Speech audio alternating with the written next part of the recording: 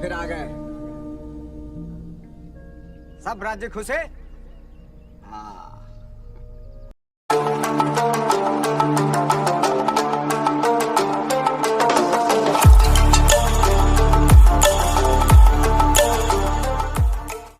Hello everyone, RK is this side and स्वागत है आपका स्टॉक एनालिसिस के एक और वीडियो में। गाइस, आज के वीडियो में हम लोग बात करेंगे एक ऐसे स्टॉक की जिसमें बुलिश साइकिल कंप्लीट हो चुका है और अब वो बियरिश साइकिल में इंटर होने वाला है। पैटर्न का ब्रेकडाउन है, मतलब कि जो भी ट्रेंड लाइन है उसका ब्रेकडाउन है एंड भूल करके भी उस स्टॉक में अब पोजीशन नहीं लेना है ना।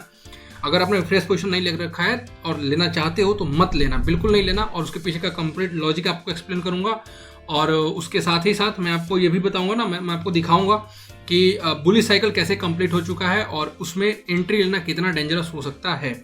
तो चलो शुरू करते हैं। हाँ, एक और बात, कंपनी बेशक अच्छी है तो उसमें डिस्काउंट पे जब वो आएगी या जब उसमें एक पुलबैक दिखेगा तब अपन उसमें पोजीशन लेंगे, बट राइट नाउ हमें उसको अवॉइड करना है।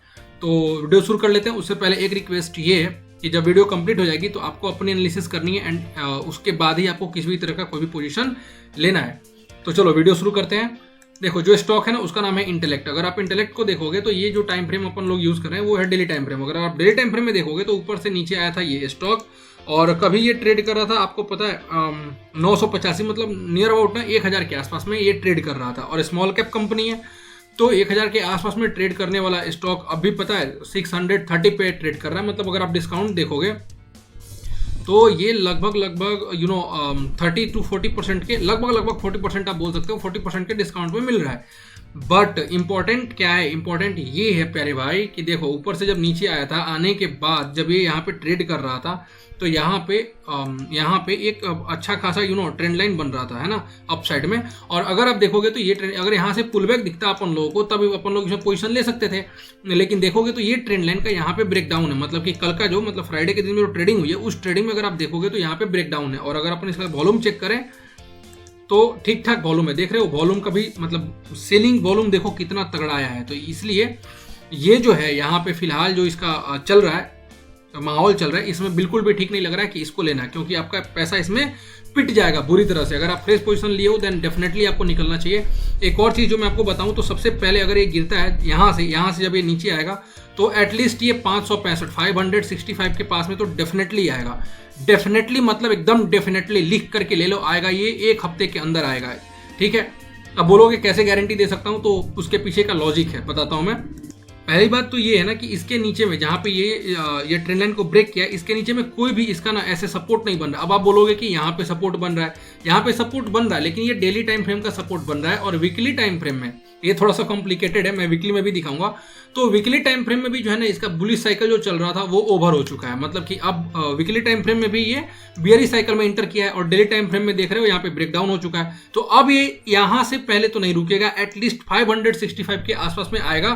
चाहो तो ये वीडियो याद रखना और आज का डेट याद रखना, 1 हफ्ते के बाद देख लेना कहाँ होता है ये, राइट ना। और दूसरी चीज देखोगे आप, दूसरा और सबसे इंपॉर्टेंट चीज, तो एक और चीज जो मैं आपको दिखाऊं, जस्ट एक सेकंड को क्लीन करते हैं पहले।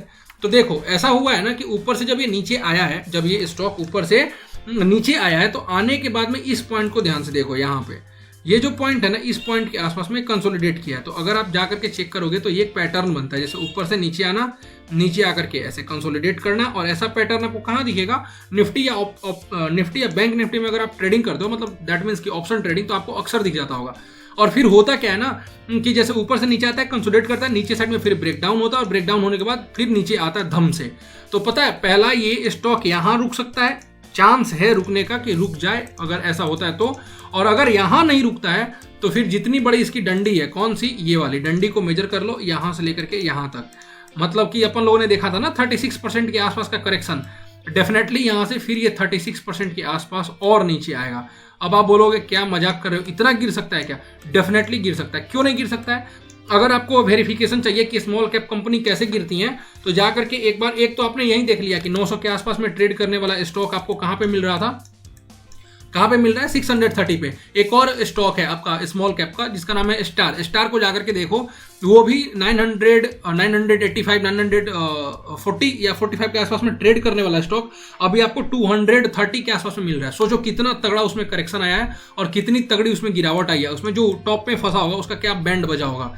इसीलिए सबसे पहले तो आपको स्टॉप लॉस के साथ ट्रेड करना चाहिए। और दूसरा चीज क्या है कि जब भी आप ट्रेड करो तो उस समय ध्यान रखो, अगर आप पोजिशनल ट्रेडिंग कर रहे हो तो अगर आपने डिसाइड किया कि ये ऊपर जा रहा है स्टॉक, तो कभी भी एक बार सारे के सारे पोजीशन को एग्जीक्यूट मत करो। और जब आपके डायरेक्शन में मूव करता है तब थोड़ा थोड़ा क्वांटिटी एग्जीक्यूट करते जाओ धीरे धीरे धीरे करके।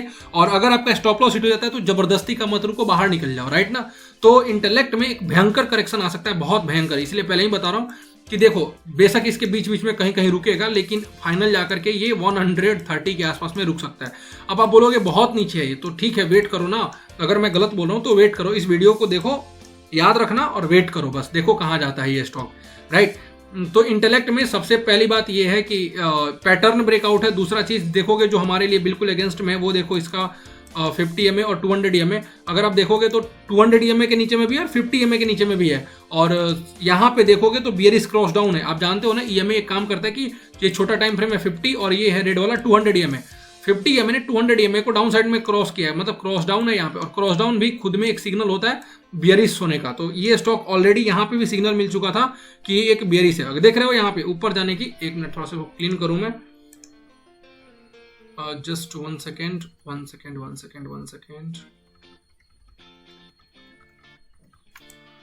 अगर आप देखो तो यहां पे ये ऊपर जाने की तो इसने कोशिश करी थी, देखना यहाँ पे ये ऊपर जाने की इसने कोशिश करी थी, देख रहे हो ना ये स्टॉक। लेकिन यहाँ पे देखो एक तो रेजिस्टेंस मिल गया और ये 200 EMA, ये सब जो EMA है EMA ही रेजिस्टेंस की तरह ट्रीट कर दे रहा है और नीचे फेंक दे रहा है। इंटेलेक्ट में भूल करके भी ना अभी पोजीशन मत लो आप, नहीं तो फंसोगे। और अगर आप पोजीशन ले चुके हो तो जितना भी हो आप देख लो अपने अकॉर्डिंग। मेरे अकॉर्डिंग तो इसमें से बिल्कुल निकल जाना चाहिए, कुछ भी वेट मत करो और कोई भी होप मत रखो कि ये स्टॉक अभी ऊपर जाने वाला है। अगर नहीं यकीन है वेट कर लो, वीडियो याद रखना, डेट याद रखना, मिल लेंगे अपन लोग एक वीक के बाद मिल लेते हैं और उसके बाद एक मंथ के बाद तो फिर मिलेंगे, जरूर मिलेंगे। तो चलो ये इंटेलेक्ट की एनालिसिस थी, उम्मीद है आपको समझ आई होगी। अगर आपको समझ आई वीडियो लाइक जरूर करना और अपडेटेड रहने के लिए चैनल सब्सक्राइब कर लेना। मिलते हैं नेक्स्ट वीडियो में, तब तक के लिए bye bye, take care and thank you so much for watching this video.